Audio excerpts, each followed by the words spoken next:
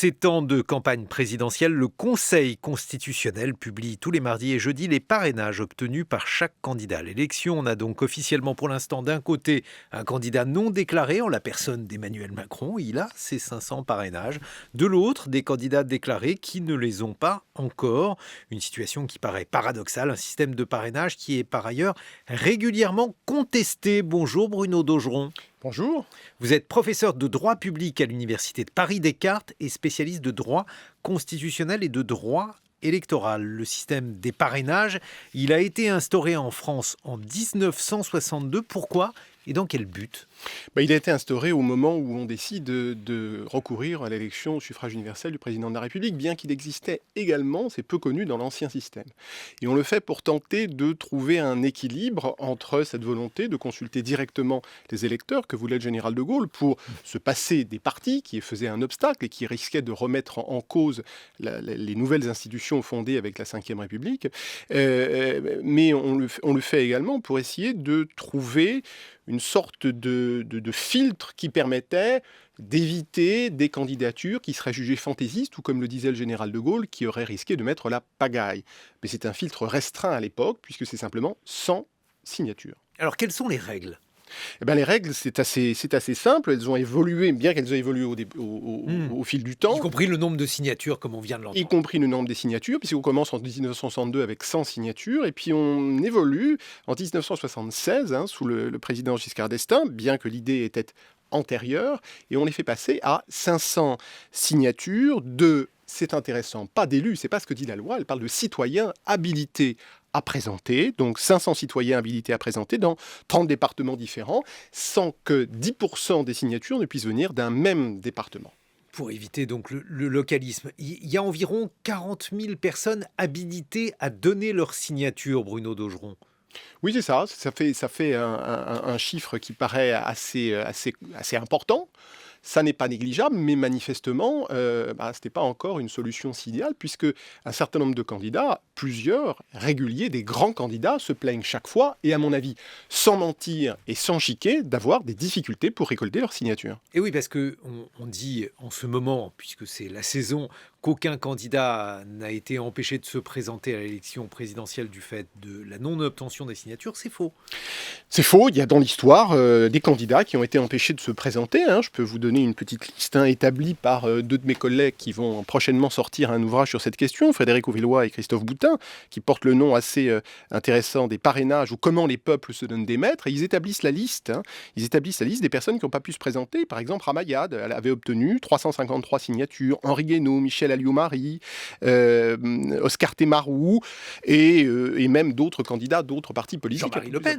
Jean-Marie Le Pen, en 1981, également ne peut pas se présenter. Il ne peut pas se présenter à cause d'une petite perfidie à l'époque, comme ça existe entre les partis politiques, puisqu'un certain nombre de personnes qui s'étaient engagées à lui donner sa signature, la lui retirent, vraisemblablement, dit-on, sur ordre d'un de ses concurrents qui voulait profiter d'une stratégie. Alors je crois que l'un de ses concurrents, c'était Jacques Chirac qui lui avait promis les signatures et qui, dit Jean-Marie Le Pen, ne les lui a pas données finalement. Exactement, par l'intermédiaire de Charles Pasqua, semble-t-il. En tout cas, on voit que ce système soulève toujours des critiques, des réclamations. Alors l'autre question, et c'est une question qui change beaucoup de choses, Bruno Daugeron, c'est l'anonymat, ou plus exactement, puisque c'est le cas en ce moment, le non-anonymat de ces parrainages.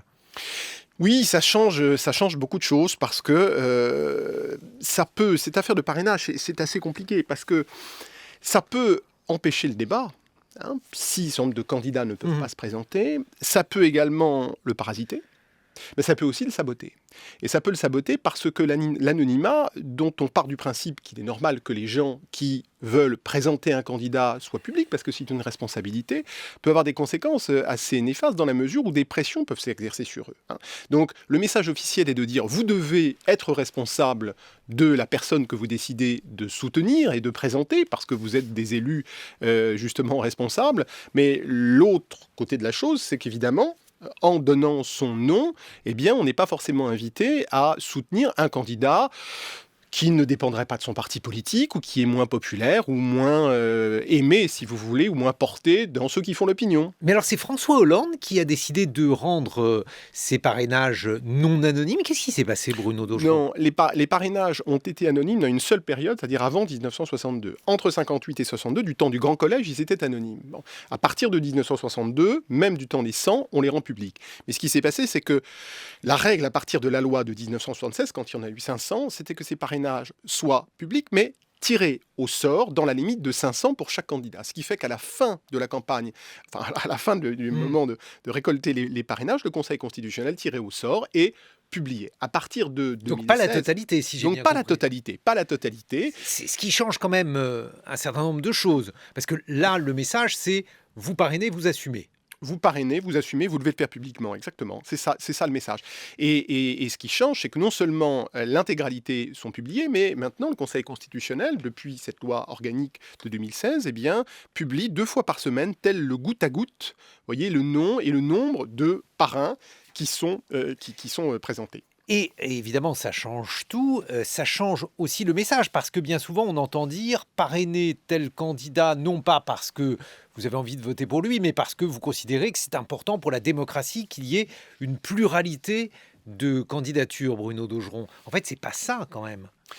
Bah, c'est toute l'ambiguïté de la chose, parce qu'effectivement, le discours officiel peut être celui-là, et on peut envisager effectivement que pour que le débat conserve, disons, une certaine dignité, comme dirait le Conseil constitutionnel, on invite à responsabiliser ceux qui parrainent, en disant on ne faut pas faire n'importe quoi. La difficulté, si vous voulez, c'est qu'en réalité, il s'exerce des pressions sur ces maires, parce que pour des tas de raisons, eh bien, on prend faussement, mais on assimile quand même cette présentation qui doit simplement être la garantie du sérieux du candidat à un soutien politique. Et évidemment, quand on associe le nom à ce soutien, eh bien, ça peut poser des problèmes à des maires qui n'ont pas envie d'afficher ce qui n'est pas encore un soutien, mais ce qui pourrait être interprété comme un soutien. Bon, alors professeur, la solution? La solution, il y en a plusieurs éventuellement, qui va de la plus radicale à la plus simple. La plus radicale, ce serait de changer complètement de système et de prévoir un système de parrainage populaire. C'est ce qu'a proposé Jean-Luc Mélenchon et les députés de la France Insoumise dans une proposition de loi récente.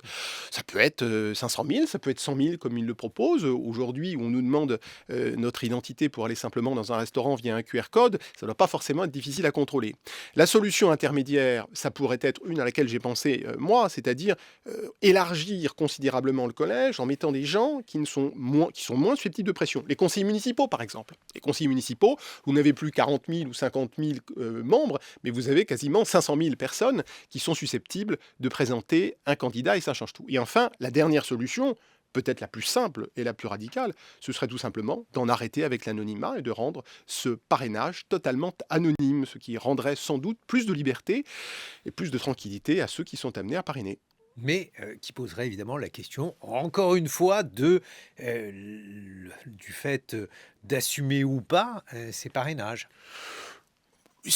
André, mais je pense qu'il y a moins d'inconvénients au fait de rendre une liberté aux élus qui sont censés le faire que de ne pas assumer publiquement la chose. Parce qu'au fond, il n'y a pas forcément quelque chose de honteux. Vous savez, on se lance pas non plus de manière aussi légère que ça dans une campagne électorale présidentielle qui demande beaucoup de moyens, beaucoup d'argent, un grand investissement. Et on se rend compte quand on regarde les nombres de candidats que, bon, ils ont été jusqu'à 16 en 2002, mais en règle générale, ils sont à peu près une dizaine, ce qui reste un chiffre relativement correct. Et je pense que ça ne lancerait pas les maires dans une grande tentative de déstabilisation des institutions. Merci Bruno Daugeron. Je rappelle que vous êtes professeur de droit public à l'Université de Paris-Descartes.